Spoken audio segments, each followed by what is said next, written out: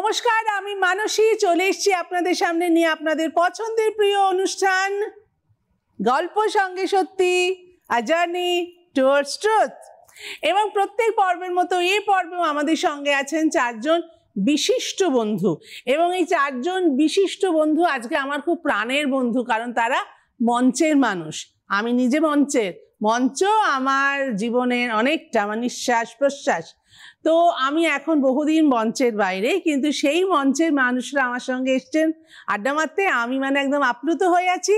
আর সেই জন্য আজকে আমাদের বিষয় হলো মঞ্চকন্যা। আড্ডা তো হবে, কিন্তু তার আগে আলাপ পরিচয়টা তো করে নেওয়া দরকার। আলাপ পরিচয়টা হয়ে যাক। আমার একেবারে বাঁদিকে আছেন কাকলি মজুমদার। একটু নিজের সম্বন্ধে, কোথায় থাকেন, কোন দলে? আমি বেলঘরিয়াতে থাকি। আমার দলের নাম বেলঘরিয়া এথিক। এসো থিয়েটার করি, তার এথিক। আমি এথিকের সেক্রেটারি এবং মঞ্চে কাজ করি। সব রকম কাজ, গ্রুপ থিয়েটারের কাজ, মানে সমস্ত ধরনের কাজ। একদম। আমার তারপরে আছেন সঞ্জিতা। আমার নাম সঞ্জিতা, নমস্কার। আমি বেলঘরিয়া থাকি। আমার দলের নাম সবার পথ।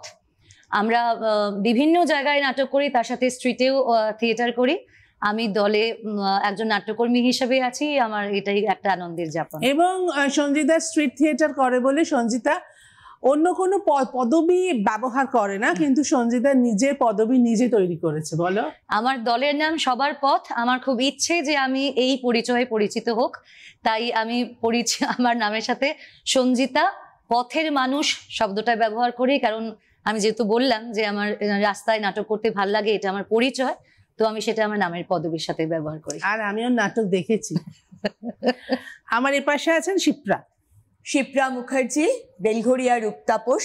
আমি বেলঘরিয়ার মানুষ নই, আমি হচ্ছি সোদপুর ঘোলা।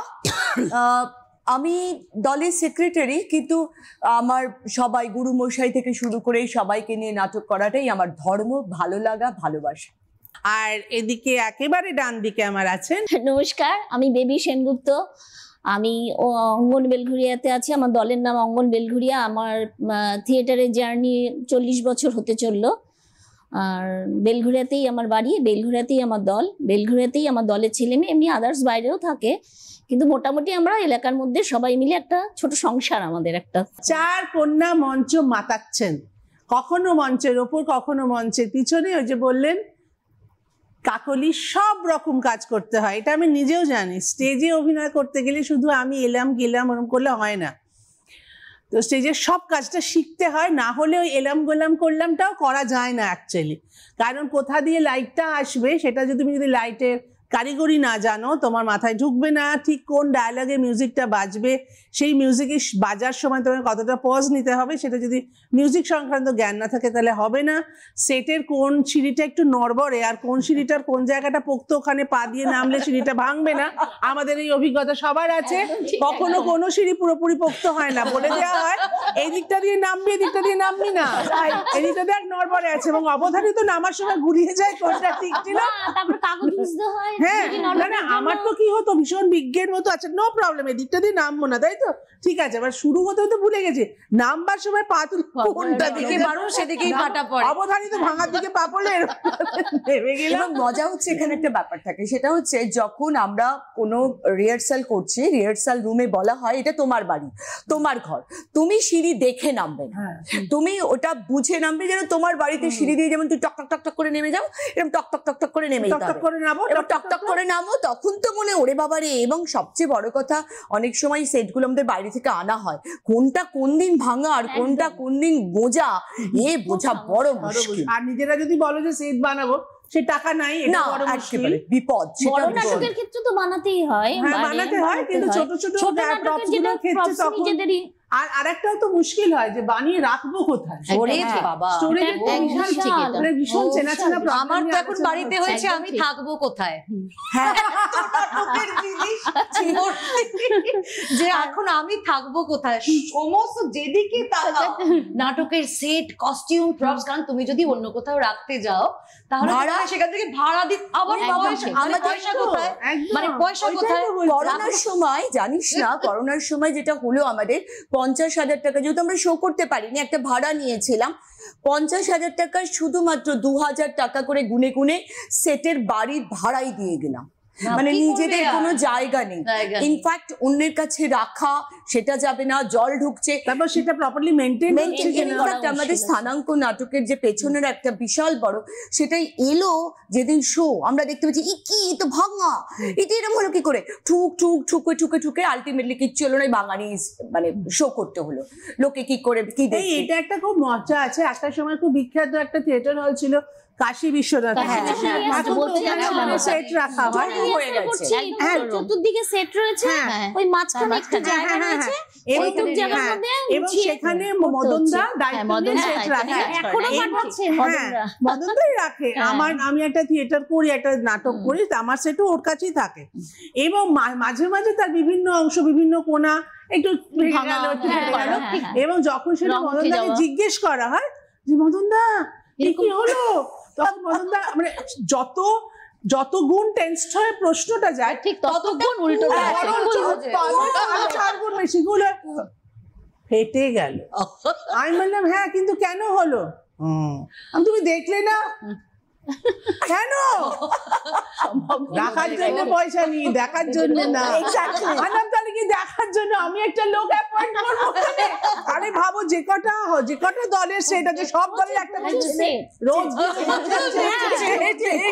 একদম একদম মানে একদম। কি যে কাণ্ড, অথচ এদের ছাড়া আমাদের চলবে চলছে না। এই যে আমার বাড়িতে যেটা হয়েছে সেটা হচ্ছে যে কোনো লোককে ইনভাইট করলে যেটা বলি সেটা হচ্ছে আমার বাড়ি না একটু সিলেবাসের বাইরে। আমি হচ্ছে সিলেবাসের বাইরে বাড়ির নাম, হ্যাঁ নামই ধরে নিতে পারো। তার কারণ হচ্ছে যে প্রপার জায়গায় প্রপার সোফা থাকার কথা সেখানে নেই, সেটা জায়গায় একটা সেটের কিছু জিনিস রাখা আছে।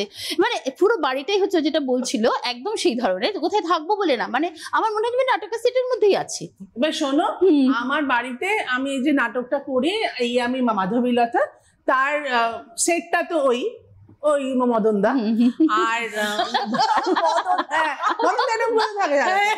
মদনদা, হ্যাঁ বলো কি বলছো? এবার বাকি সব প্রপস টপস ইত্যাদি বা ড্রেস টেস বলো আমার বাড়িতে থাকে। এবার সেটা বিভিন্ন জায়গায় সব রাখা টাকা থাকে। এবার আমরা একটা পুজোয় বেড়াতে যাব 4 জন। তো জেনারেলি যেটা হয় সেটা হলো আমি গুছোই আর বাকিরা তো এবং যারা নষ্ট করে তার মধ্যে সবচেয়ে বড় নাম হচ্ছে সবার বড় যিনি, সেই ভদ্রলোকে। তো তিনি অবধারিত ভাবে আমি কোনো ব্যাপার না, আমি করে নেব। এবার ধরো আমাদের ট্রেন রাত্রি 8টায়, আমরা ধরো বেরোবো বিকেল 4টে, তিনি 3টের সময় তার প্যাকিং এ বসলেন। এবং সব থেকে প্যাথেটিক পয়েন্ট হচ্ছে উনি না সেই সুটকেস গুলোকে টেনে নামান যেগুলোর মধ্যে আমার নাটকের জিনিস আছে। হ্যাঁ, এবার এই যে এটা নিয়ে নেবো, আমি এটা নেবে, এটা হ্যাঁ নাও তাহলে, বলতে ওদের খুলে এই এগুলো কি কার? আমি বললাম না এগুলো তো ওই নাটকের। ও আচ্ছা আচ্ছা, এইটাই নিয়ে নেবো। এইটাই নেবে? এটা আছে ওই পাশেরটা দাও না। না না না, ওটা ভালো না, এইটাই নেবো। এইবার বলছে ও মানে ভালোগুলোর মধ্যে তোমার নাটকের জিনিস থাকবে আর খারাপগুলো নাটকের জিনিস খারাপ জিনিস জায়গায় রাখা যাবে না তো, এগুলো তো বোঝা যাবে। আমি বললাম না শোনো, আসলে ওইগুলো নিয়ে যাই তো, মানে বাইরের শো একটা প্রেস্টিজ, আমার প্রেস্টিজ নেই। আমি যাবো একটা বেলা পেটে নেই, আমি হাতে করে টেনে নিয়ে যাবো, আমার প্রেস্টিজ নেই। এইবার বলে উনি গটগট করে বেরিয়ে গেলেন। বেরিয়ে গিয়ে মানে আমি ব্যাগ নিয়ে আসছি, মানে না কোনো আইডিয়া নেই তো, আমি ব্যাগ নিয়ে আসছি, তোমার ব্যাগ আমার চাই না বলে চলে গেলেন। গড়িয়া চলে গেলেন। তখন মোটামুটি বেরোনোর আর মিনিট 15 বাকি, আমরা সবাই তৈরি হয়ে আছি। উনি আসবেন, সঙ্গে ব্যাগ আসবে, উনি ভরবেন, তারপর আমরা বেরোবো। ব্যাগ এলে এইটুকু নীল রঙের ক্যানভিসের এমনি ব্যাগ, তাতে একটা জামা একটা প্যান্ট একটা জুতো বেশি ধরবে না। আমি বললাম ভরে নাও। কুর্তিকে কি বাজে ব্যাগ দিল বলো তো। আমি বললাম বাজে ব্যাগ দিল, ব্যাগ হলো খুব দুষ্টু। তুমি বলেছিলে যে তুমি এরকম 5-6টা জামা, 5-6টা প্যান্ট, ফতুয়া, পায়জামা, জুতো, চটি এগুলো নেবে না। আমি খালি বলছি বেড়াতে যাচ্ছি। হ্যাঁ, তিনি ধরে নিয়েছেন তুমি একা কোথাও যাচ্ছ বউ বাচ্চা ফেলে, সেই তুমি লুকিয়ে নিয়ে যেতে পারবে। সেই থেকে আমি মানে কি বলবো ভাই, সব কটা সুটকেস আমার খালি, সব পুঁটলি বেঁধে। আমার ছেলে মেয়ের বড় ক্যারাম খাটের তলে ঢুকিয়েছি, একটা খাট আছে যার বক্স নেই, খাটের তলে ক্যারাম বার করা হয় না কেন, ক্যারামের উপর সব আমার পুঁটলি রাখা। কিন্তু মানুষ দিয়ে এটা তুমি যে ব্যাগটা নীল ব্যাগটা ওইখানে কাজে লাগলো না হয়তো, কিন্তু নাটকের কাজে লেগে যাবে। তুমি কিচ্ছু ফেলতে পারবে না। আমি দেখেছি যেটাই ফেলে দিই সেটাই কোনো একটা সইব না, সেটা ফেলে দিলাম এটা যদি। এবং শোনো, এবং যদি আমার বাড়িতে ধরো অ্যাশটে পাওয়া গেল না, সেটা বাবু তুমি পাওয়া গেল সেটা না, একদম definitely। ইনস্ট্যান্ট আমার বর বলবে অ্যাশটে পাচ্ছিস না, এই তোর মার কি ছিল, সামনে শো ছিল, বাড়ির জিনিস নিয়ে চলে যাবো, আমার বিল্বমঙ্গল নাটকে একটি শাড়ি পরি রাস্ট কালারের, 3টে কালার দিয়ে পাড়টা, খুব সুন্দর শাড়িটা। ওইটা আমি মুনমুন্দির কাছে নিয়ে গেলাম, রাস্ট কালারের শাড়ি পরলে ভালো হয়, আমার আছে, আমি নিয়ে আসবো জোগাড় করে। ওরা অনেক খুঁজেছে, পাইনি, তো ওটা পরবার পরে মনমন্দির ছিঁড়ে টিড়ে দিয়েছে, ওটা ছেঁড়া শাড়ি পরে ঢুকবে, আমি পাগলিনী চরিত্রে অভিনয় করি। তো আমার মা, শাশুড়ি মা গত হয়েছেন, কিন্তু আমার খুবই ভালো বন্ধু আর কি, সে রবীন্দ্র ভবনে, বরানগর রবীন্দ্র ভবনে বিল্বমঙ্গল দেখতে গেছে, ওই শাড়িটা তো সে প্রচুর খুঁজেছে, পাচ্ছে না, তো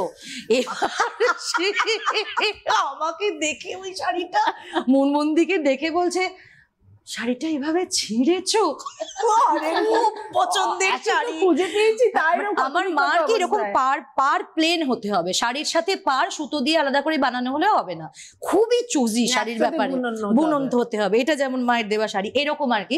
তো ওইটা খুব পছন্দের, মানে খুবই রেয়ার কালার, রেয়ার কম্বিনেশন। এইটা একবার নতুন হাড়ি, আগের দিন আমিই কিনেছি, দুজনে মিলে অ্যালুমিনিয়ামের হাড়ি রাস্তা দিয়ে যাচ্ছে বিক্রি করতে, খুব শখ হয়েছে, মা দেখো হাড়িটা কি এমনি কিনেছি।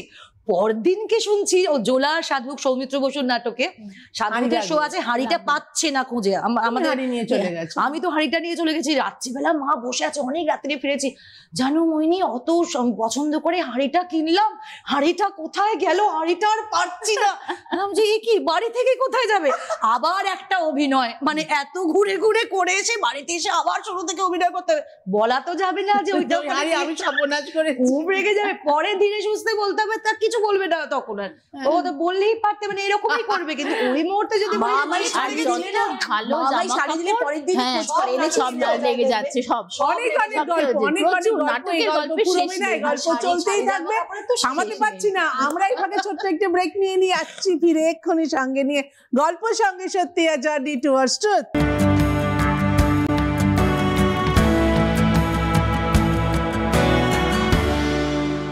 ফিরে এলাম ব্রেকের পর নিয়ে আপনাদের খুব ভালোবাসার অনুষ্ঠান গল্প সঙ্গে সত্যি, আর জার্নি টুয়ার্ডস ট্রুথ।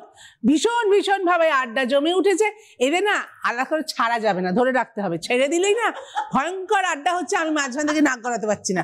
আচ্ছা যাই, এইবারে আমরা কিছু স্পেসিফিক প্রশ্নে যাই, সেটা হচ্ছে জানতে ইচ্ছে করে, সবাই তো সবার সব কথা জানি না, সেটা হচ্ছে হঠাৎ নাটকে এলে কেন, বিয়ের আগে থেকেই, ছোট্ট থেকেই, নাকি বিয়ের পরে, নাকি নানা রকম অন্যান্য, মানে জানতে ইচ্ছে করছে।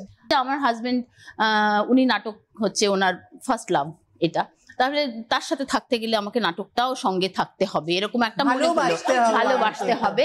হ্যাঁ, এর কারণটা আছে, সেটা হচ্ছে সত্যি সত্যি হাজবেন্ড ওয়াইফ দুজনে যদি একই প্রফেশনে, বা এক প্রফেশন বলবো না, মানে একই কাজ করে, তাহলে হয়তো আমার আন্ডারস্ট্যান্ডিং এ অনেক ভালোভাবে কাজটা হয়, অনেক যৌথভাবে কাজটা, আলোচনাটা অনেক ভালো হয়। এটা তা সেই জায়গা থেকে নাটক, সেখান থেকে দল তৈরি করা, সেই দল তৈরি হয়েছে দীর্ঘদিনের দল, 1998 সালে দল তৈরি, তার ফলে দীর্ঘদিনের জার্নি। এখন কর্তাগিনী একসঙ্গে নাটক, হ্যাঁ এখনো কর্তাগিনী, কর্তার নাম দেবাশিস সেনগুপ্ত। হ্যাঁ, তিনি নাটক লেখেন, তিনি দলের ডিরেক্টর। হ্যাঁ, ডিরেকশনের কাজ আমিও করেছি প্রচুর, অনেক ছোট ছোট কাজ, অন্যান্য কাজও করেছি। আর মূলত নিজে অভিনয় ছাড়াও যেটা করি সেটা হচ্ছে দলের ছেলে মেয়েদের শেখানো। ঠিক, এইটা উত্তরসূরি তো তৈরি করতে, হ্যাঁ একদম ঠিক, থিয়েটারটাকে বহন করে নিয়ে যাবে, একদম এই গ্রুপ থিয়েটার যে জায়গাটা থেকে এসেছে, তার ফলে এই জায়গাটা মানে দেখা যায় যেটা, যে দল যারা ধরে রেখেছে তারা চলে গেলেই দল শেষ হয়ে যায়। তা এইটা জায়গা থেকে আমাদের মনে হয়েছে যে মূলত যে দলের ছেলে মেয়েদেরকে শেখাতে হবে যে যৌথ কাজ কাকে বলে, মানে তার ফলে ফুটবল দল, যে ফুটবল ক্লাব যেরকম তৈরি হয় সেরকম ভাবেই আমরা প্রায় গ্রুপ থিয়েটারের কাজ করি, সবাই মিলে যৌথ কাজ। সঞ্জিতা, মানে শুরুর দিকে তো আমি খুব পড়াশোনা করতে ভালোবাসতাম, আমার বাড়িতে একটা পরিবেশই আছে যে সকলেই কোনো না কোনো শিল্প মাধ্যমের সাথে যুক্ত, বাবা ভীষণ ভালো আবৃত্তি করতেন, মা গান করেন, মানে সবাই কিছু না কিছু করতে থাকেন। তো আমাকে খুব সবাই ভাবতো আমি বড় হয়ে হয় পড়াশোনা নিয়ে শিক্ষকতা করব, অথবা যেটা আমার একদমই অপছন্দ ছিল, আর না হলে আমি নিশ্চয়ই গায়িকা হব। আমি খুব ভালো গান গাইতে খুব ভালোবাসতাম। আর দাদা, আমি যখন ক্লাস 11-এ পড়ি তখন আমাকে জোর করে থিয়েটার করতে নিয়ে গেল একটি দল বললে, একটি দলে চিনুময়দার দল, তুমি চিনবেই, ওথেলো নাটকটা হচ্ছে, সেইখানে একটি মেয়ে দরকার, তার দল থেকে খুঁজে পাওয়া যাচ্ছে না, আমাকে নিয়ে গেল। আর আমি খুব রেগে যেতাম তখন দাদার উপরে ভীষণ, আমার একদম ভালো লাগে না, আমি দাঁড়িয়ে দাঁড়িয়ে বসে বসে গান করি, দাঁড়িয়ে দাঁড়িয়ে আবৃত্তি করি, ওটুকু ঠিক আছে, মানে ওটাই, হ্যাঁ অত খাটবো কেন, আমি বসে বসে পড়বো, আমি অত পরিশ্রমী নই। স্পোর্টস এর দিন স্কুলে অবধারিত আমার পেট, মানে সত্যি অভিনয় করতাম না, আমার সত্যি পেট ব্যথা হতো, মানে আমার নড়াচড়া টেনশনে, নড়াচড়া পছন্দ না একদম। সেই থিয়েটার করতে দিয়ে যাচ্ছে, আর গ্রাম থেকে তো দেশমুখা গ্রাম, সেখান থেকে সেই লাস্ট ট্রেন ফিরে আর কোনো বাস ফাস থাকে না, এবার লরি করে ফিরতো, তো ট্রাকে করে, জানো আরো বেড়ে যেত, রাগ বেড়ে যেত। বাবা আবার ওই বাস স্ট্যান্ডে এসে, বাস স্ট্যান্ড থেকে নেমে 3-4 মিনিট দূরে গিয়ে আমার আরো বাড়ি, ওইখানে এসে দাঁড়িয়ে থাকতো, আমি আর দাদা ট্রাক থেকে নামতাম আর বাবা আসে। আমি খুব রেগে যেতাম যে আমরা যদি এতটা রাস্তা আসতে পারি, তুমি এখানে এসে দাঁড়িয়ে থাকো কেন, আমরা কি এখান থেকে যেতে পারবো না, খুবই রেগে যেতাম তখন।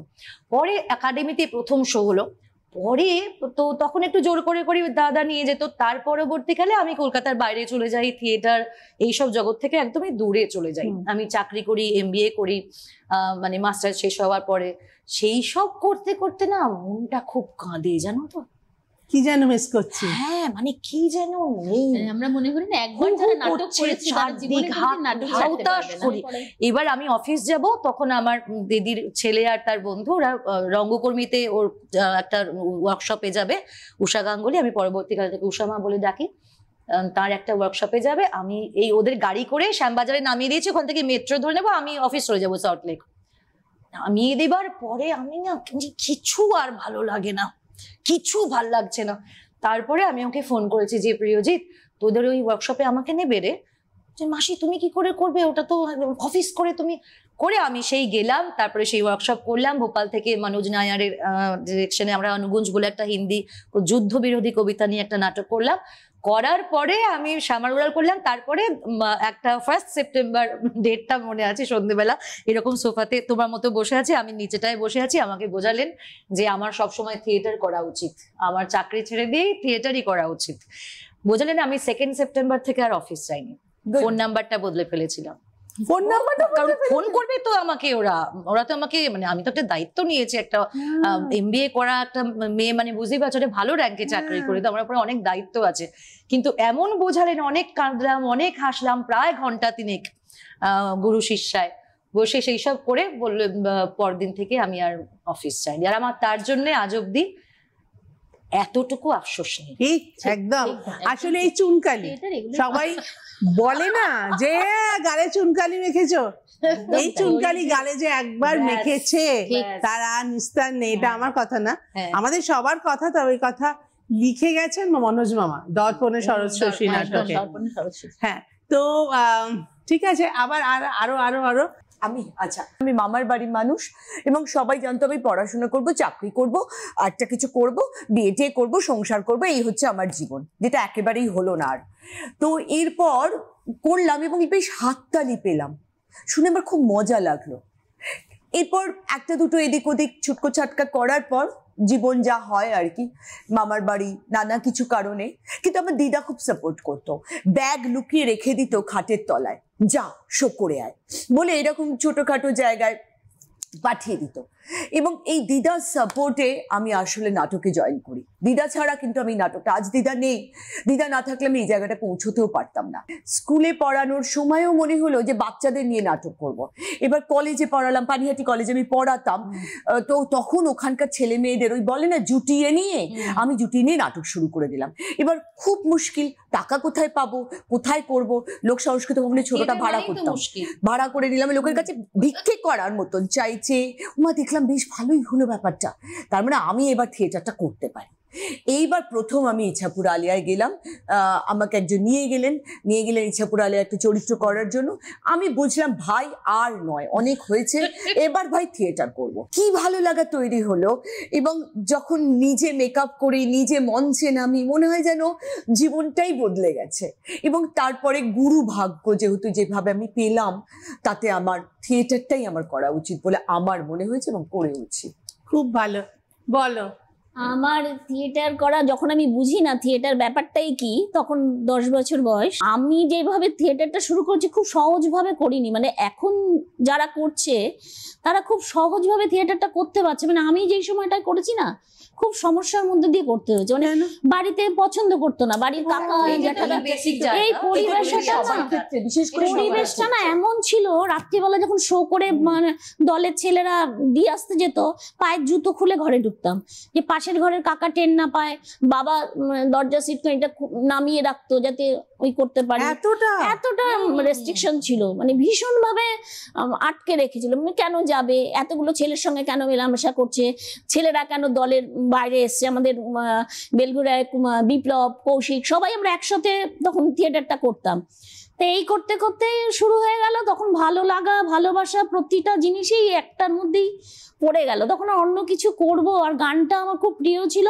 আর আমাদের বাড়িতে একটা গানের দিদিরা, মানে কাকিমা একদম সব একটা গানের পরিবেশই ছিল, তাই সবাই কাকা জ্যাঠারা চাইতো যে আমিও ওই দিকটাই যাই। কিন্তু এটা আমি একদম আমার পরিবারের থেকে বাইরে গিয়ে, পরিবারের বাইরে, মানে কেউ নেই, মানে আমার মানে কেউ কোথাও নেই যে থিয়েটারটা করে, শুধুই আমি করেছি। কিন্তু এই চলতে চলতে যার সঙ্গে আলাপ হলো, অভি, মানে ওরা আমরা প্রীতি বলে ডাকি, তা ওর সঙ্গে পরিচয় হওয়ার পরে মানে দেখলাম যে চলতে পারবো একসাথে, এমন একটা মানুষের সঙ্গে আমার চলতে হবে, কারণ আমি থিয়েটারটা না করে থাকতে পারবো না। তা তখন তার সঙ্গে শর্তে মিশলাম যে তুমি যদি আমাকে থিয়েটারটা করতে দাও তবেই তোমার সঙ্গে আমি শেষ সময় অবধি চলবো। দেখো, হ্যাঁ, শুধু তার সঙ্গে না, মানে বিশ্বাস করবে না বললে, তাদের বাড়িতে আমাকে যখন একদিন নিয়ে গেল, ওর মাও ভীষণ খুব ফ্রি মাইন্ডেড। তা আমাকে বললো যে এরকম করবে, তুমি এখন করছো, পরে ভালো লাগবে না, বিয়ে শাদী করার পর তখন দেখবে সংসার ধর্ম হবে, তখন আনছি না, তুমিও যদি আমাকে এই থিয়েটারটা করতে দাও তবেই আমি তোমার ছেলের সঙ্গে সম্পর্ক করবো, না হলে আমি এখানেই থেমে যাব, আমি পারবো না। কারণ আমি এতটাই ভালোবেসে ফেলেছিলাম, কারণ আমি দেখেছি যে কি সময়টার মধ্যে দিয়ে আমি থিয়েটার যখন করে এসছি তার চেয়ে অনেকটা ভালো সময়। তখন আমি এত ভালো বন্ধু পেয়ে গেলাম অভিকে আমি, যে মানে আমার চলার পথটা ভীষণ সরল হয়ে গেল, ভীষণ সহজ হয়ে গেল। থিয়েটারের জন্য প্রেমিক পেয়েছো? না, আমার প্রেমিকটা হচ্ছে থিয়েটার। মানে প্রেমিক বাবু দেখেছেন থিয়েটার হচ্ছে ফার্স্ট লাভ, মানে উনি সতীনকে অ্যাকসেপ্ট করেছেন নিজের জীবনে। আমি এটা অকপটে আমার হাজবেন্ডকে আমি বলি, ওই জন্যই ভালো গিন্নিকে পেয়েছেন। হ্যাঁ, তোমাকে ছাড়তে পারবো কিন্তু থিয়েটারটা আমি ছাড়তে পারবো না। আর আমরা এই যে প্রচন্ড আড্ডা মারছি, গলা শুকিয়ে যাচ্ছে, সেই জন্য চা কফি লাগবে, লাগবে তো, লাগবে তো, আপনাদেরও তো আপনাদেরও লাগবে, কিন্তু আমি ভেরি সরি ভাড়ে দিতে পারবো না। আর কাপে চা আসছে, চা দাও, ছোট্ট একটা ব্রেক নিয়ে নিচ্ছি, আবার আসছি নিয়ে গল্প সঙ্গে সত্যি, আ জার্নি টুয়ার্ডস ট্রুথ।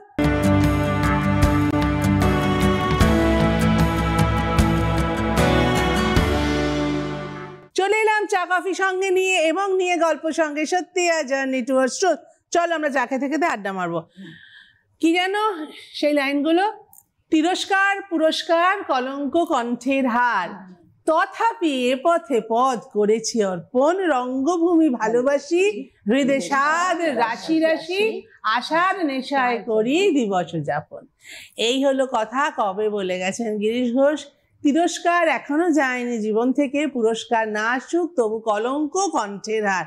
প্রতিটি শব্দ বড় বড় পরিচিত এখনো, আজকের দিনেও থিয়েটারের মেয়েদের, অভিনয়ের মেয়েদের, সেটা সামলেই মেয়েরা অভিনয় করছে। একজন তো বরকে শর্তই দিয়েছে, এই শর্ত সবাই দিতে পারে না, যারা দিতে পারে না তারা ঠকে যায়। যাই হোক, এখন কথা হচ্ছে যেটা, সেটা হচ্ছে আমার একটা ছোট প্রশ্ন আছে সবার কাছে। সেটা হচ্ছে, ওর গল্প নয় শুনে নিয়েছি, ওর গল্প নয় শুনে নিয়েছি, তোমাদের গল্প শোনা হয়নি। সেটা হচ্ছে, তোমাদের জীবনে এমন শর্ত দেওয়ার মতো মানুষ আসেননি বলে তোমরা একলা, নাকি ধোঁকা হয়ে একা, নাকি থিয়েটার করব বলে একা, ইত্যাদি ইত্যাদি। খুব ব্যক্তিগত হলে বলবে না, আর যদি মনে হয় যে না বলা যায়, সবার সঙ্গে শেয়ার করা যায়, তাহলে বলতে পারো। যদি বলো যে আমি বলবো না, আমি বাইপাস করে এদিকে চলে আসবো। আমার ক্ষেত্রে যেটা, সেটা হচ্ছে যে আমার কোনোদিনই সেই জন্য একা লাগে না। আমার খুব খুব আমি ছোটবেলা থেকেই খুব, তোমার মেয়েও খুব ভালো অভিনয় করে। হ্যাঁ, আমি ওইখানে আর রিস্কটা নিইনি। মানে ওকে জন্মের পর থেকেই সবাই আমাকে, যারা ছোটবেলা মানে শুরু থেকে দেখছে, তারা জানে যে আমি ওকে কোলে নিয়েই যেতাম থিয়েটার করতে। কারণ আমি যখন থিয়েটার করার, থিয়েটার চাকরি ছেড়ে দিয়ে যখন থিয়েটার করার সিদ্ধান্ত নিলাম, তখন তো আমার বিয়ে হয়ে গেছে। সেইটা তার আপত্তি ছিল না? সকলের আপত্তি, কেন হবে না বলো? অত পয়সা, টাকা মাইনের চাকরি করি আমি চাকরিটা ছেড়ে একটা, দিয়ে আসতে হয়েছে। সেইখানে আর ওরা তো আমাকে ছোট থেকে দেখছে না যে আমি এইভাবে বড় হচ্ছি, তো ওদের কাছে তো ওইটা একটা নতুন বিষয়। এবং ওরা কলকাতার পশ্চিমবঙ্গের মানুষও না, ওরা ইউপির মানুষ, ওদের কাছে থিয়েটার করা মানে নটাঙ্কি, সেটা একদম ওরা ভালো চোখে দেখে না। সেটাও যে একটা শিল্প, সেটা ওদের কাছে একটা শখ, কালচারাল শখ কিন্তু, এবং সেটা ওদের দোষ দিতে পারবে না, তুমি দোষ দিতে পারবে না, তারা ওভাবেই মানুষ হ্যাঁ হয়েছে। ওদের কাছে ওটা একটা কালচারাল শখ। আমি যে গান করি সেইটা কিন্তু ওরা সবাইকে শোনায়, মানে আমার বৌমা খুব ভালো গান করে, শোনো, যেখানে যাই সেখানে আমাকে গান শোনাতে হয়, বাচ্চাদের ছোটবেলার মতো, ছোটদের মতো। থিয়েটার করাটা খুবই বড় একটা শখ হিসেবে আসে আমার শ্বশুর বাড়িতে। পরবর্তী আমার তখন মা বলতেন যে তুমি থিয়েটার করছো, হ্যাঁ এটা করে কি হবে, এটা করে তুমি, তোমার পয়সা হবে না, তোমার নাম হবে না, তোমার কি হবে, তুমি খুব ঘাবড়ে গেছিলেন উনি। আর ভীষণ ক্যারিয়ারিস্ট মানুষ। আমাকে এই মানুষটাকে আমি শ্রদ্ধা করি এই কারণে, থিয়েটারের সাথে সংঘাত থাকলেও তিনি আমাকে রিসেপশনের পরদিন বলেছিলেন যে দেরি করে ঘুম থেকে উঠছি বলে, যে তোমার মাস্টার্স হয়নি এখনো, এত বেলা অবধি ঘুমোবে না, পড়তে বসো, কারণ আমি চাই যে এমন ভাবে তুমি নিজেকে বড় করো যে তুমি একদিন আমাকে, আমিও যদি তোমার উপরে গলা তুলে কথা বলি, তুমি আমাকে বলবে যে তোমার খাই না পড়ি, আমার সাথে এভাবে কথা বলছো কেন। তো এইটা বলাটা প্রত্যেকটা মেয়ের খুব জরুরি। নিজে কলেজে পড়াতেন, ওই রকম একটা পরিবারের মানুষ হয় যিনি এই কথাটা বিশ্বাস করেন এবং তার পুত্রবধূকে বলতে পারেন, তিনি নিঃসন্দেহে একটি মেয়ের বড় জোর, খুব জোর, খুব। মানে আমার চারিত্রিক যে আমার যে ব্যক্তিত্ব, সেটা আমার শাশুড়ি মায়ের তৈরি করা। এই যে ধরো আমি তোমাদের সাথে বসে কথা বলছি, এটা উনি শিখিয়েছেন আমাকে। তারপর থিয়েটারটা তার কাছে একটা খুব কালচারাল শখ হয়ে গেল। ওইটাও তো যে টাকা পয়সার ব্যাপারটা, হ্যাঁ ওটা তো খুব জরুরি, কিছু তো নেই সত্যি। পরবর্তীকালে কিন্তু সেই মানুষটাই যখন ধীরে ধীরে এটার, এখন তুমি, এটা তো সংক্রামক ব্যাধি, এই তো তোমার কিছু করার নেই। যখন আমি তাকে জোর করে একটা দুটো অভিনয় শোয়ে নিয়ে যেতে পারলাম, আমার হাজবেন্ডকে বা আমার শাশুড়ি মাকে, তাদেরকে, তখনই দেখছি লুকিয়ে লুকিয়ে যখন খবরের কাগজে ধরে ছোট্ট একটা নাম আমার বেরিয়েছে, পেনের কালি দিয়ে দাগ দিয়ে, যে মেয়েটি পড়তে পারে না আমার বাড়িতে, আমার মাকে ডোমেস্টিক হেল্প, আমার মায়ের যিনি, যাকে ছিল আমার মায়ের চলতো না, তাকে, এই দেখ এটা মানে মৈনীর নাম, আমি এটাও তাকে দেখেছি। সুতরাং আমার যেমন ওই দিকটাও খুব জোর ছিল। তারপরে তো জীবনের নিয়মে আমি 1 বছরের মধ্যে আমার শাশুড়ি মাকে হারাই, তারপরে আমার পতিদেবও আমাকে ছেড়ে চলে যান, আমাদের মাকে মেয়েকে ছেড়ে চলে যান, পরে আমার শ্বশুর মশাইও চলে যান। সেটা পুরোটাই 1 বছরের মধ্যেকার একটা ঘটনা। সেরিব্রাল অ্যাটাক হয়, তিনি মারা যান। 1 বছরের মধ্যে 3 জন মানুষ, মানে হঠাৎ করে আমরা পরিবারের 5 জন মানুষ, আমি আর আমার মেয়ে, তা জানতে পারলাম যে এখন আমরা 2 জন। তো ওইটা একটা অনেক বড় ঘটনা ছিল। এই ঘটনার পরে যেদিনকে ওর ঝিলের বাবা চলে যাচ্ছে, তার 2 দিন পরে আমার বর্ধমানে বিল্লমঙ্গলের শো। আমার কোনো হুঁশ নেই, আমি অজ্ঞান অবস্থায় পড়ে আছি। উজ্জ্বলদা এসে দাঁড়ালেন, দেবুদা আমাকে নিয়ে যান যেখানেই যাই, দেবশঙ্কর হালদারদা দাঁড়ালেন, বলে চলো শো আছে। তো গেলাম। আমার মনে হয় বিল্লমঙ্গলের সেদিন সব থেকে ভালো অভিনয়টা আমি করেছিলাম। তারপরে যেদিনকে তার শ্রাদ্ধের কাজ হচ্ছে, হ্যাঁ সেই দিনকেও আমার শুট, আমি ঠাকুর মশাইকে বলছি যে একটু তাড়াতাড়ি আসতে পারবে না, আমার না একটা শো আছে। আমি কোনোদিন ভাবতে পারিনি, ভাবতে এখনো পারি না, যে কোনো পৃথিবীর কোনো কারণে আমি যদি বেঁচে থাকি, আমার রিহার্সাল যেতে দেরি হবে বা আমার মঞ্চে কল টাইম থাকলে আমার দেরি হবে। আমি যেমন এখন থিয়েটারটা করতে পারি না, তার একটাই কারণ, সেটা হলো ইদানিং যে শুনি যে যারা এই একটু পরিচিত মানুষ এই জগতে এখন কাজ করছেন, ব্যস্ত মানুষ, তাদের কথা মতো তাদের সময় মতো রিহার্সাল হয়। তো আমি এখন, হ্যাঁ, আমি ভাবতেও পারি না যে আমি যাব এবং ডিরেক্টর আমার জন্য ওয়েট করবেন বা গোটা দল। আমরা তো এটা শিখেই বড় হয়েছে যে ডিরেক্টর ঢোকার 5 মিনিট আগে ঢুকতে হবে। আমি একটা নাটক করতাম 4 দুয়ার বলে, সেখানে সুব্রত পাল ছিলেন, ভয়ঙ্কর থিয়েটারের, মানে কি বলবো, মানে তৈমুর লং, যার হাতে বহু মানুষের মৃত্যু, তিনি মানে খুন করা ছাড়া কিছু ভাবতে পারতেন না। তো সেই মানুষ শুধু একবার তাকালে মোটামুটি অর্ধেক হৃৎপিণ্ড খুলে পড়ে যেত মাটিতে। তো সেই সুব্রতদা ওই রিহার্সাল, এবং ডিরেক্টরের নাম হচ্ছে মেঘনাথ ভট্টাচার্য, আর একজন তৈমুর লং। তো সেই মেঘনাথা ডিরেকশন দেবেন, আমি কোনো একটা ব্যক্তিগত কারণে আমি বিশ্বাস করে 7 মিনিট পরে গেছি। সিঁড়ি থেকে উঠতে সুব্রত দা আমাকে যা বললেন তাতে আমার মাও যদি শুনতে পেত, মাও ওখানে হার্ট ফেল করতো যে এই কথাগুলো শুনতে হলো, 7 মিনিট লেট হয়েছে। আর আমি না তারপর আর সাহস পাচ্ছি না যে আমি দলের ঘরটায় পা দেবো, কেননা আমার 7 মিনিট লেট হয়েছে। আর এখন আমি শুনি, এবং সেই জন্য আমি থিয়েটার করি না, কারণ আমি জানি আমি সময় যেতে পারবো না। আর এখন আমি শুনি যে দল ওয়েট করে, ডিরেক্টর ওয়েট করেন কখন তারা। আমার কাছে এটা ভীষণ, আমি এইভাবেই হয়তো চলছে সব। বা এখন শুনি অনেক দলে নাকি দলের আর কোনো ব্যক্তিগত দিন নেই, বসার দিন, শোয়ের আগে বসা হয়, সবাই মিলে বসে রিহার্সাল হয়ে যায়। আমরা তো এটার সাথে অভ্যস্ত নই, আমরা দল মানে জানি ওই কটা দিন বা মঙ্গল বৃহস্পতি শনি, আমাদের ওই দিন সন্ধ্যাবেলা দল আছে। ভাগ্যে সেই ধমকগুলো খেয়েছি, সেই জন্য এখনো টিকে থাকতে পারছি। আচ্ছা, এবার শিপ্রা বলো দেখি। আচ্ছা, সময়ের কথাটা একটু বলে নি, না হলে খুব বকা খাবো। হ্যাঁ হ্যাঁ, একদম অনেকক্ষণ ঢুকতে পারছি না। এদের 4 জনের এমন আড্ডা চলছে, মজা কি, আমি একটু ল্যাগ ছিলাম। হ্যাঁ, আমি একটু লেদুস। ঠিক আছে, 5-10 মিনিট পরে যাবো, কোন কি আছে, অসুবিধা কি? গুরুমশাইয়ের কাছে এমন বকা খেতাম, এখন আমি অন্তত ইনফ্যাক্ট আমি শুনিও 15 মিনিট আগে যাবে, কিন্তু মানে আজও যে আসবো ফোনে বলে দেওয়া হলো 15 মিনিট আগে যাবে, কিন্তু মানে এটা আমি শিখেছি, এটা থিয়েটার শিখেছি। একদম ঠিক। এই সময়টাকে মূল্য দিয়ে সময়ে পৌঁছানো, এবং থিয়েটার যে কত কিছু শিখিয়েছে।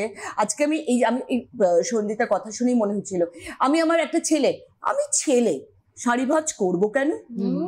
মায়ের শাড়ি ভাঁজ করিস না? তখন কিন্তু, এবং সেই ছেলেটা কিন্তু সত্যি সত্যি শাড়ি ভাঁজ করা শিখেছে।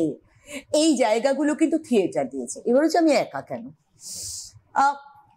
একা থেকে গেছি আসলে। মানে যখন জ্ঞান হলো তখন বুঝলাম আমায় চাকরি করতে হবে, ইকোনমিক্যালি স্টেবল হতে হবে।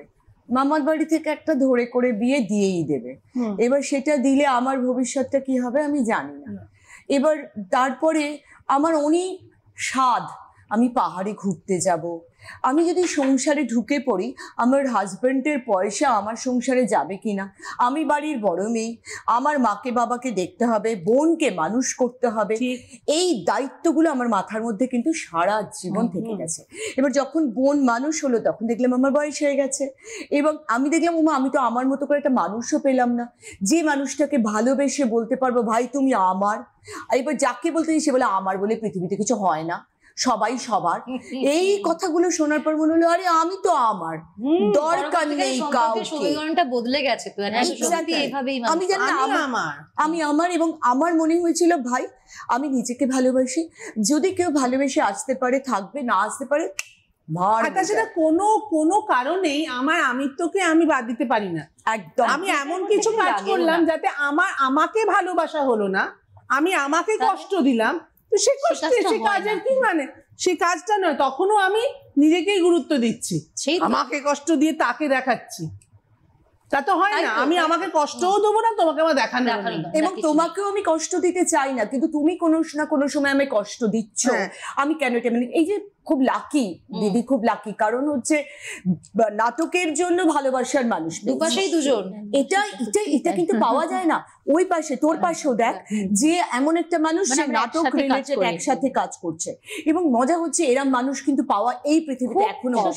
আমি যখন নাচ শিখতে গেছিলাম, আমার বাড়ির লোক বলেছিল মেয়ে ধিরিঙ্গি নাচবি কেন? কে বলেছিল? তিনি এখনো বেঁচে আছেন? যাও তাকে কি উত্তর দিয়েছো, শোনো সেদিন তোমার উত্তর দেওয়া হয়নি আমি কেন নাচবো, কারণ আমি ধিরিঙ্গি।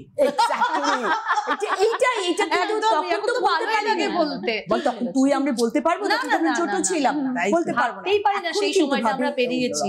সেই আমি আর এই আমির মধ্যে তো আকাশ পাতাল তফাৎ, অনেক পার্থক্য। না এই বিষয়গুলো এরকম ভাবে যেটা শুনলাম সেটা সত্যি মানে আমার খুব খারাপ লাগছে, মানে যেভাবে থিয়েটারটা করতে এসে একদিকে খারাপ লাগা বোধ আছে, আর একদিকে একটা ভালো লাগা বোধ আছে আমি মেয়ে বলে। ওর আরেকটা জিনিস আছে যেটা আমি খুব দায়িত্ব নিয়ে বলবো, জানি না সেটা ওর ভাবনার সঙ্গে মিলবে কিনা, ওই যে ওরা একটা ক্রাইসিস পিরিয়ড, ওই যে একসঙ্গে 3 জন মানুষকে হারিয়ে ফেলা, আমার জীবনের পিলার গুলোর মধ্যে 3টে পিলার ভেঙে যাচ্ছে, কিন্তু ওই সময় বোধহয় ও মানে নিজেকে সংযত রাখতে পেরেছিল, শুধু সামনে অত বড় একটা ক্যানভাস ছিল, চাকরিটাকে সামনে রেখে ও কিন্তু আমার বাবা যখন চলে যায় তখন শ্যামার উড়াল বলে নাটকটি রিহার্সাল চলছে রঙ্গকর্মীতে। আমার বাবা মানে আমার যেমন হয় সব মেয়েদের, সেই রিহার্সাল চলছে, বাবা চলে গেল তার মাঝখানে, আমার সব ভাই বোনেরা ভেঙে চুরমার হয়ে গেল, আমি বুঝতে পারিনি কারণ তখন নতুন নাটক তৈরি হয়ে গেছে। একদম। এবং আমার গুরু যিনি নাটকে সৈয়দ জামিল আহমেদ, উনি ইচ্ছে করেই সেটা করেছেন, ঘাটটা ধরে ডুবিয়ে দিয়েছেন একদম, কোনো দিকে তাকালে থিয়েটার হবে, তুমি শুধু থিয়েটারটা দেখো, জলের নিচে মুখটা ডুবিয়ে। তারপরে যত হারানো, যত যা কিছু, তারপরে আমি একটা শো থেকেছে বা রিহার্সাল থেকেছে, আমার অনেক আঘাত কম, আমার যা বেদনা, যা বিষাদ, সব মঞ্চ জুড়ে, যা আনন্দ, যা খুশি, সব মঞ্চ জুড়ে। এই যে ব্যাপারটা, এইটা প্রত্যেকটা মঞ্চ, এখন মঞ্চ বড় তাড়াতাড়ি কমে যাচ্ছে হাত থেকে, কিন্তু প্রতিটা মঞ্চ যে কত কান্নার সাক্ষী, সব মঞ্চের কোণে কোণে, গ্রিন রুমের কোণে কোণে কত কান্না কেঁদে তারপর চোখ মুছে মঞ্চে গিয়ে হেসেছি আমরা। মারা গেলেন আমার বড়দি, তখন 23 বছর বয়স, মারা গেলেন। তা আমাদের সেদিন শো ছিল অনেকটা দূরে, বর্ধমানের ওদিকটা, কালনা টালনার দিকে শো ছিল। তখন আমার মা আমাকে এত সাথ দিয়েছিল, বলছিল জামাইবাবুর কাজটা সব এদিকে মিটে যাবে, কিন্তু তোমার জন্য ওখানে অনেকগুলো মানুষ অপেক্ষা করছে, এই দলটা বসে যাবে, দলটা এতদিন ধরে রিহার্সাল করে নাটকটা তুলেছি করেছি, তুমি যাও, আমরা সবাই আছি। এমন মা যেন হয়, প্রতিটি মঞ্চকন্যার মাথায় এমন মায়ের ছায়া থাকুক। কিন্তু আমাদের একটা ব্রেক নিতে হবে, কারণ সবার চায়ের কাপ শেষ, আপনাদেরও নিশ্চয়ই শেষ। যান চায়ের কাপটা গিয়ে শিগগিরই রেখে আসুন রান্নাঘরে। ছোট্ট একটা ব্রেক নিয়ে এক্ষুনি ফিরছি নিয়ে গল্প সঙ্গে সত্যি আ জার্নি টুয়ার্ডস ট্রুথ।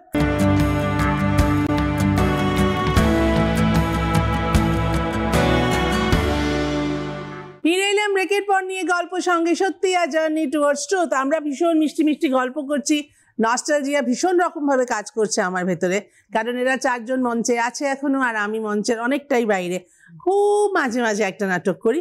যাই হোক, আমার একটা অদ্ভুত প্রশ্ন আছে সবার কাছে, এই যে এখন এআই এর এত রমরমা, এআই তো সব খেয়ে ফেলছে হাত বাড়িয়ে বাড়িয়ে, তো আমার নিজের মনে হয় কি হবে মঞ্চের?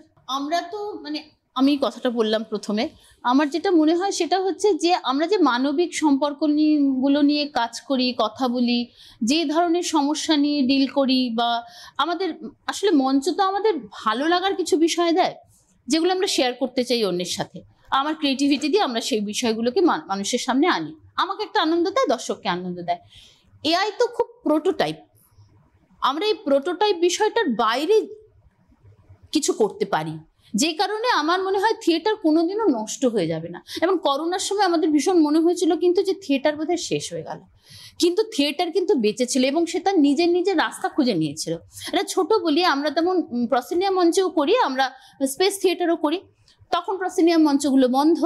আমরা আমাদের দলের যে ছোট ঘরটা, সেই ছোট ঘরটাতে একটা নাটক মঞ্চস্থ করেছিলাম, মানে ওরা সবাই দেখেছে নাটকটা, মানে আমরা কখনো ভাবতে পারিনি যে ওইখানে ওই স্পেস ডিজাইন করে আমরা ওই নাটকটা করতে পারবো। লাইলাক তোমাকে বলে আমাদের দলের ঘরে গিয়ে করেছি, লাইলাক তোমাকে বলে একটি নাটক, এবং নাটকটি আমার মেয়ের লেখা একটি গল্প থেকে আমার হাজবেন্ড নাট্যরূপ দিয়েছিলেন, যে মানে অসাধারণ 4টে স্পেস তৈরি করে মাঝখানে মাঝখানে দর্শককে বসিয়ে আমরা কিন্তু ওটা মানে আমাদের তখন মনে হয়েছিল যে এই জন্যই থিয়েটার বেঁচে থাকবে। এবং তোমার কথা মতন এআই এই জায়গাটা তৈরি করতে পারবে না, ঠিক ভাঙতে পারবে না, একদম। আমারও তাই, যে ওই সময় যেই মানে সময়টা আমরা পার করে এসেছি করোনার সময়, সেই সময় কিন্তু আমাদের মনে হয়েছিল বোধহয়, মানে মনে হয়েছিল, মানে মনে করাচ্ছিল সবাই, আর থিয়েটার হবে না, কিছু হবে না, একে ফোন করছে, ওকে ফোন করছে, কিন্তু আমাদের ওই ছোট্ট ঘরে 20-22 জন বসতে পারে, সেই জায়গায় আমাদের দলের ডিরেক্টর বললো যে আমরা নিজেরা বসে করি না, নিজেরা একটু সাহস নিয়ে দেখি না, আমরা এগুলো হয়তো আরো 10টা। সত্যি সত্যি প্রথম শো যেদিন আমরা করলাম আমার দলের ঘরে, সেদিন 10 জন বসেছিলাম, ভয় আসছিল না কেউ। তারপরে দেখলাম যে পরে আর একটা শো করলাম, তখন দেখলাম 15-20 জন। তারপর সঞ্জিতার যেদিন নাটকটা ছিল সেদিন 30 জন লোক হয়েছিল, 30 জন লোক হয়েছিল। মানি না, আমরা থামিনি, কিন্তু থেমে যাইনি, মানে ভয় দেখাতে পারেনি আমাদের। ইনফ্যাক্ট এইটা থেকেই বলি যে করোনায় এমন একটা হলো, বেলঘরিয়ার কয়েকটা দল মিলে একত্রিত হলো, এই যে একসাথে কমিউন ব্যাপারটা একসাথে সংগঠিত হইলো, এবং 4-5টা দল মিলে তখন একদম আমাদের রূপতাপসের ঘরে হলো একদিন, তিনটে দল এসে কাজ করলো, ওখানে এথিকে হলো, এখানে হলো, মানে এই যে একত্রিত, এবং ও এসে কাজ করলো, এই যে একত্রিত হওয়া, এটা কিন্তু করোনা শিখিয়ে দিল। ইনফ্যাক্ট এআই সেটা কোনোদিনই করতে পারবে না, কারণ মানুষ একত্রিত ভাবে বাঁচতে চায়, থিয়েটার একত্রিত ভাবে বাঁচায়, এবং এই যে থিয়েটার একজনের সঙ্গে আরেকজনের রিলেশন, এটা কোনোদিন এআই তৈরি করতে পারবে না। আর আমি একটা এই প্রসঙ্গে বলি, সেটা হচ্ছে যে মানুষের বিবর্তনবাদ যখন দেখি, মানুষ যখন আসে পৃথিবীতে, তখন বাকি সমস্ত প্রাণী খুব অনেক বেশি শক্তিশালী, মানুষ সবচেয়ে দুর্বল। ধীরে ধীরে ধীরে ধীরে মানুষ তো সবাইকে কাজে লাগিয়ে নিয়েছে, তাই না? এখন তো মানুষ সবচেয়ে শক্তিশালী। এআই যে এসেছে, থিয়েটারও ওরকম শক্তিশালী একটা মাধ্যম, তো এআই কে কাজে লাগিয়ে নেবে। শুধু তাই না, একদম এটা তো। আর এআই হচ্ছে বিচ্ছিন্নতাবাদী, মানে আমি এখনো মনে করি এআই মানুষের সাথে বিচ্ছেদ করা একদম ঠিক। আর থিয়েটার আমাদের যৌথতা শেখায়। আর আরেকটা কথা যেটা খুব টেকনিক্যাল কথা, সেটা হচ্ছে এআই কি করে, এআই এর থেকে কিছু নিয়ে, ওর থেকে কিছু নিয়ে, তার থেকে কিছু নিয়ে ধারটার করে একটা কিছু বানায় টানায়। এটাও তো একটা মানুষই তৈরি করছে না, সেটাই বলছি। এই জন্যই আমি বলছি মানুষ এআই কে কাজে লাগিয়ে নকল নবিশি করতে পারবে, কিন্তু একটা করে জ্যান্ত মানুষ কোথায় পাবে যাকে মঞ্চের উপর সে হাঁটাবে? আমি নিজে বিশ্বাস করি এআই সবকিছু গ্রাস করে নিতে পারে, তখন একমাত্র টিকে থাকবে কিন্তু মঞ্চ। একদম থিয়েটার আবার নিজের জায়গায় ফিরে আসবে রমরমিয়ে, এবং আমাদের এই মেয়েরা তখন আরো মাথা উঁচু করে থিয়েটারের জয় বলে ধ্বজা ওড়াতে থাকবে। তোমাদের অনেক অনেক ধন্যবাদ, তোমরা আজকে এখানে এলে আমাদের সঙ্গে গল্প করলে। আর তোমরা এখানে আমাদের সঙ্গে গল্প করলে বলে তোমাদেরকে আবরণের তরফ থেকে আমরা দেব একটা ছোট্ট উপহার। উপহারটা পরে আসছে, দাঁড়াও, উপহারটা পরে আসছে। উপহারের আগে আমাদের একটু গিফট চাই। কিরকম? বলো কি আছে? বলবো? সব দিতে রাজি। চারজনে একটু একটু কিছু পারফরমেন্স, যদি কেউ একটু কবিতা বললে, কেউ একটু গান শোনালে, কেউ থিয়েটারের ডায়লগ বললে, দর্শকদের জন্য, অবশ্যই আমাদের জন্য। আমি একটু ছোট্ট একটা গানের কলি বলি। মূলত গানের কলিটা থিয়েটারের গান নয়, আমি বলছি সেটা হচ্ছে যে আমাদের ভ্রূণজ শব্দেরা বলে নতুন যে নাটকটা চলছে, তাতে একটা চরিত্র করি আমি। একটি মানসিক বিকারগ্রস্ত একটি মেয়ে, তার মা তাকে নিয়ে একা থাকে, অনেকগুলো চরিত্র করি, তার একটা এটা। সেখানে একটা গান গুনগুন করে আসে, সেটা রবীন্দ্রনাথেরই গান। তার ফলে আমি সেই গানটা এক্ষুনি মনে আসতে বলে ওটাই করছি। আজি ঝড়ো ঝড়ো মুখর বাদর দিনে, আজি ঝড়ো ঝড়ো মুখর বাদর দিনে, জানি নে কিছুতে কেন যে মন লাগে না, ঝড়ো ঝড়ো মুখর বাদর দিনে, আজি ঝড়ো ঝড়ো মুখর বাদর দিনে। জানি না কিছুতে কেন যে মনও লাগে না, থিয়েটারের থেকে বিচ্ছিন্ন করে খানিকক্ষণ আটকে রাখলে এইসব গান গাইছে, এক্ষুনি দলের ঘরে গিয়ে আর এটা বলো। এই তো তখন থেকে আমাকে বলছে আমার রিহার্সাল আছে, কিন্তু তোমার জন্য লেট না হয়ে যায়, শিগগিরই শোনাও, নাহলে কিন্তু লেট হয়ে যাবে। আমি খুব বেশি না ভেবে আমি বিল্লমঙ্গল নাটকের একটি গান আমার খুব প্রিয়, ওইটা করি। হ্যাঁ। পাগলে করেছে পাগল, পাগলে করেছে পাগল, তাই তো ঘরে থাকিনি, আমাহারা দিশাহারা, ভাবছে কত না জানি, ওই যেন সে পাগল আমার, ওই যেন সে পাগল আমার, দেখছি যেন মুখখানি তার, ঘোর জামিনী একলা আছে, ঘোর জামিনী একলা আছে, আমার চিন্তা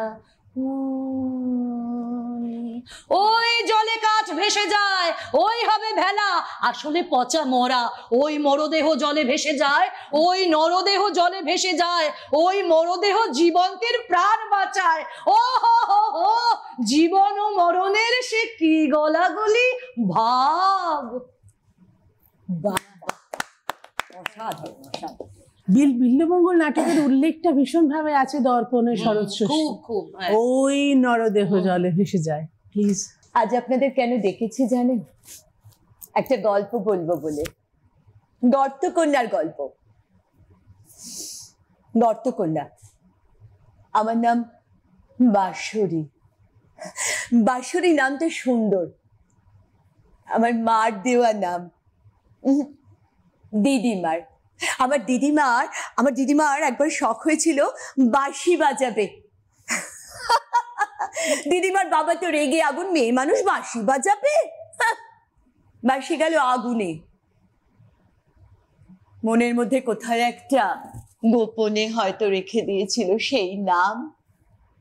আর নাতনি জন্মানোর পর আমার নাম দিলেন বাঁশরী। বাঁশরী নামটা সুন্দর না? ওলে বাবালে, ওলে বাবালে। বারবার মনে হয় আপনি আসছেন, আপনার পায়ের শব্দে। আমি শুনিনি, কখনো শুনিনি আপনার পায়ের শব্দ, তবু মনে হয় আপনি আসছেন। বারবার ওই জানলার দিকে ছুটে যাই, ওই ওই আপনি আসছেন। কেউ আসে না, কে আসবে? এখন তো অনেক বয়স হয়ে গেছে না, কেউ আসে না, কেউ না, কেউ না। বাহ বাহ। নিজের সঙ্গে নিজের যে যুদ্ধ, সেই যুদ্ধে জয় আসে, আর কেউ আসুক না আসুক। প্লিজ। চাঁদের হাসি বাঁধ ভেঙেছে, উছলে পড়ে আলো, ও রজনী গন্ধা তোমার গন্ধ সুধা ঢালো, চাঁদের হাসি বাঁধ ভেঙেছে। পাগল হাওয়া বুঝতে না রে, ডাক পড়েছে কোথায় তারে, ফুলের বনে যার পাশে যায় তারে লাগে ভালো, ও রজনী গন্ধা তোমার গন্ধ সুধা ঢালো, চাঁদের হাসি বাঁধ ভেঙেছে। থিয়েটারই পারে এটা। আজকে সত্যি আমাদের আনন্দের বাঁধ ভেঙে গেছে, আমরা খুব খুব আনন্দ করলাম। আমার মোটেই আড্ডাটা শেষ করতে ইচ্ছে করছে না, সত্যি থিয়েটার পারে না। থিয়েটারই পারে। থিয়েটার এত তাড়াতাড়ি শেষ হয় না। থিয়েটারের সঙ্গে থাকুন, থিয়েটার যেন কোনোদিন শেষ না হয়। থিয়েটারের জয় হোক। থিয়েটার দীর্ঘজীবী হোক, থিয়েটারের জয় হোক। যাই হোক, আমাদের আড্ডাকে আজকে শেষ করতেই হবে, এবং আমাদের আড্ডায় ওই যে বলেছিলাম আসার জন্য ছোট্ট একটা উপহার, আর তোমাদের সেই উপহার দিচ্ছে আবরণ। আবরণ রঙিন, প্রতিদিন আবরণকে সঙ্গে নিন। আবরণ বাংলা ও বাঙালির নানা ঐতিহ্যপূর্ণ শাড়ির সঙ্গে প্রাদেশিক নানা শাড়ির সম্ভার এবং পুরুষদের অসাধারণ কালেকশন, তাই সবসময় সঙ্গে আবরণ। আমাদের সঙ্গে চলে এসছে আমাদের টিমে মিষ্টি মেয়ে সুজিতা। ওর দিকে মিষ্টি মেয়ে বলে কি মিষ্টিটা হাসি দেখ, দেখো কিরম মিষ্টি। তোমার গিফট। Thank you. তোমার gift. Thank you so much, thank you. নাও, আগে তুমি, এরপর তুমি। আমরা কিন্তু হিসেব করে দিইনি, দেখো কার ভাগে কি পড়েছে। এই আড্ডা কমপ্লিট হয়নি, আরেকদিন আড্ডা হতে হবে। তোমার সামনে তোমার সাথে গল্প করতে অনেক ধন্যবাদ। আর আরেকটা এরকম জমজমাটি আড্ডার আশায়, আমাদের পরবর্তী পর্বের আশায় আপনাদের অপেক্ষা করতে হবে। কার জন্য? গল্প সঙ্গে সত্যি, আ জার্নি টুয়ার্ডস ট্রুথ।